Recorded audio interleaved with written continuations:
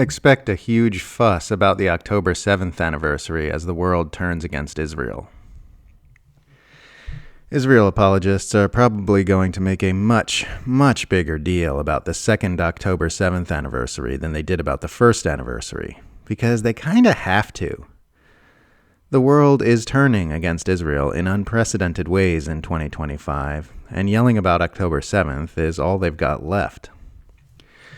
They've already got a scripted October 7th series coming out on Paramount Plus, and another separate scripted October 7th series coming out on HBO Max for the anniversary.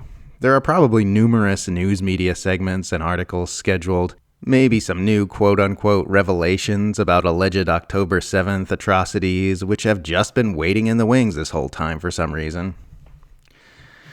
The hosperists are going to be so obnoxious.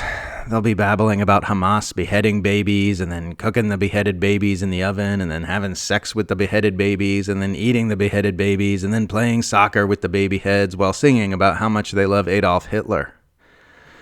They'll need to do this because what else do they have? All the attention has long ago moved from October 7th to the genocide in Gaza because Israel is the victimizer in literally every news story that's come out about Palestine since that one day. Every relevant humanitarian institution on earth is saying that Israel is committing genocide and starving civilians, and we've been watching the evidence of this on our screens for 2 years. In 2023, you had Westerners going, "How could Hamas do such a thing?" But in 2025, everyone's looking back and going, I kind of get it. There are only so many horrific atrocities you can witness before you stop seeing Israel as the poor little Bambi-eyed victim. There are only so many times you can hear Israeli officials stating their plans to ethnically cleanse the Gaza Strip of all Palestinians.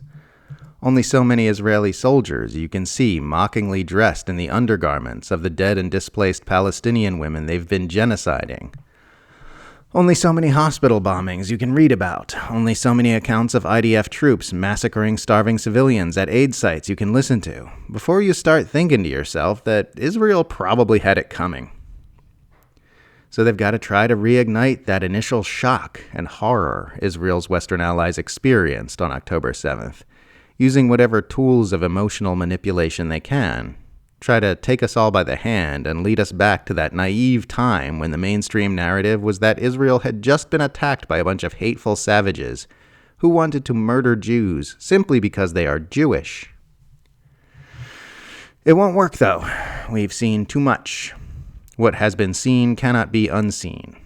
No matter how much they moan about October 7th, no matter how much control they shore up over TikTok and other social media platforms to silence criticism of Israel, no matter how loudly they concern troll about a pretend epidemic of anti-Semitism, what has been seen will never be unseen.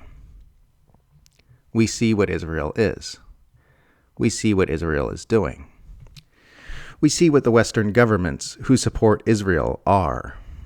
There is nothing anyone can say or do that will cause us to unsee what we have seen and unknow what we know. And we will never, ever forgive them.